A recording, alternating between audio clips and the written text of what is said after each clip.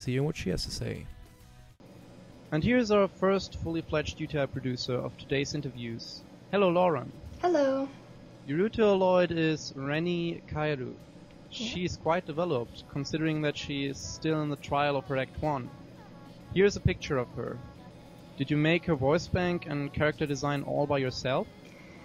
I did. With the help of my friend Cami, she drew the concept art, and I made the voice all by myself. Interesting.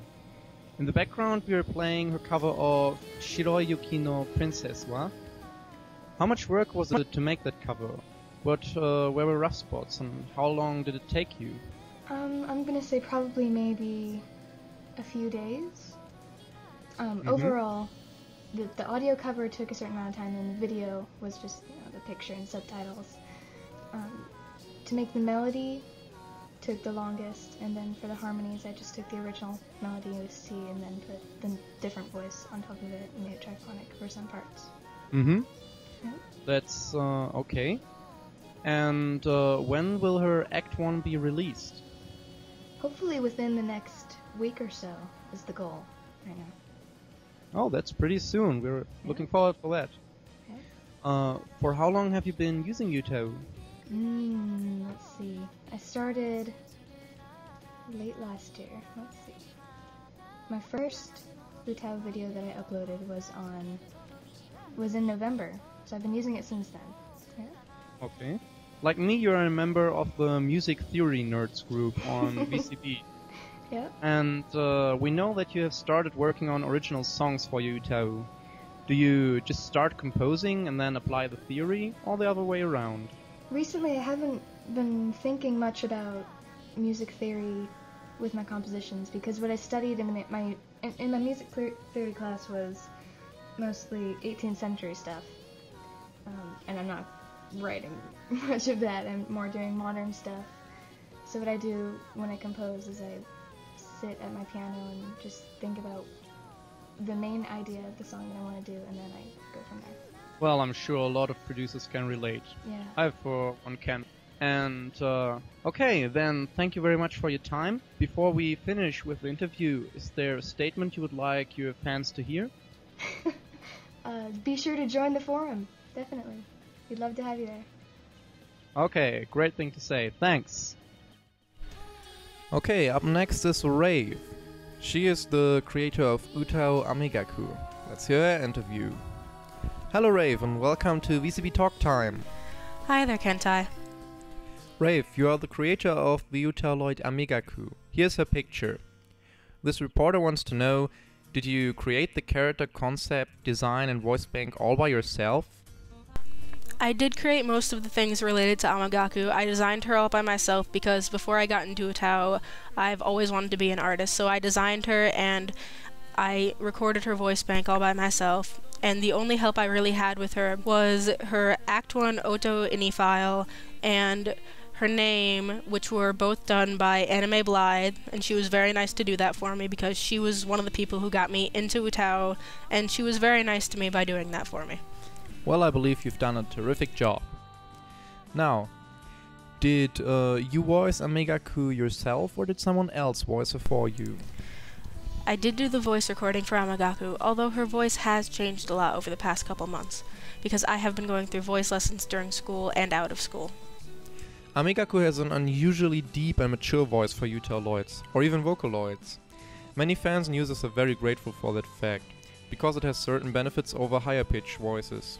As to higher-pitched voices have their benefits over deeper voices as well. Was this directly intended by you, or do you have a naturally deep singing voice? Well, I really like that she has a deep voice, and I'm glad that some of her fans like it as well.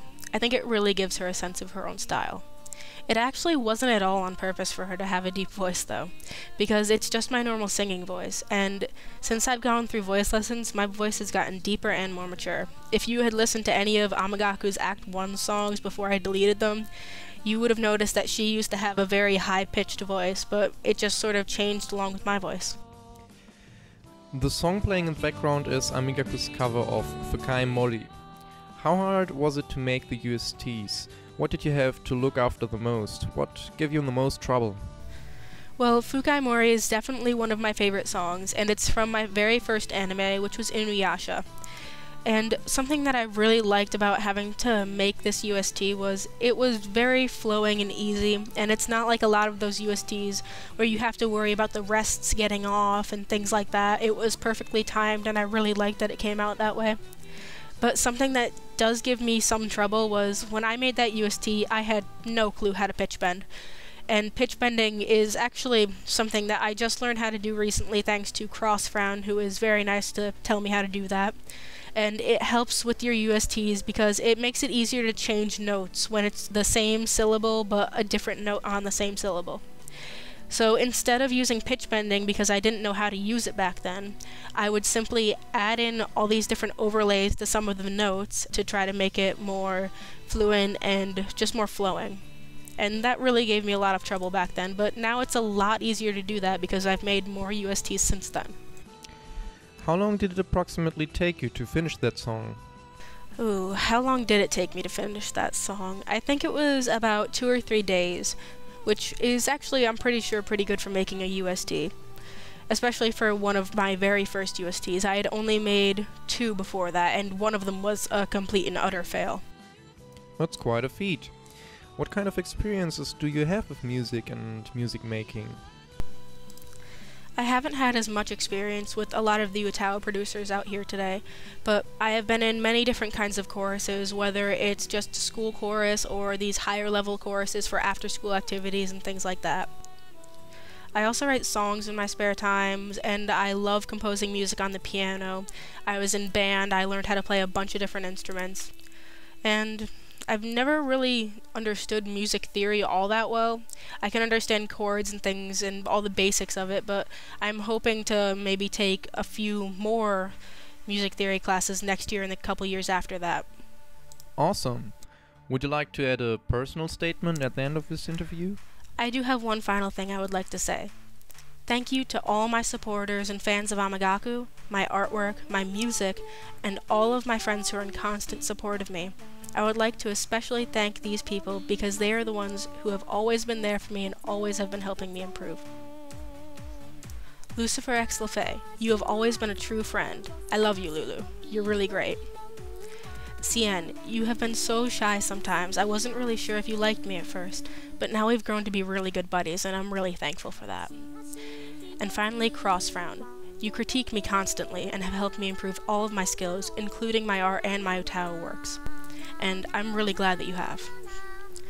So, on behalf of myself and Amagaku, thank you. And thank you very much for your time. You're very welcome, Kentai. Thank you. And so we are already with the last interview. This one is with Mooncrafter, the creator of the UTAU, Ariella. Let's go.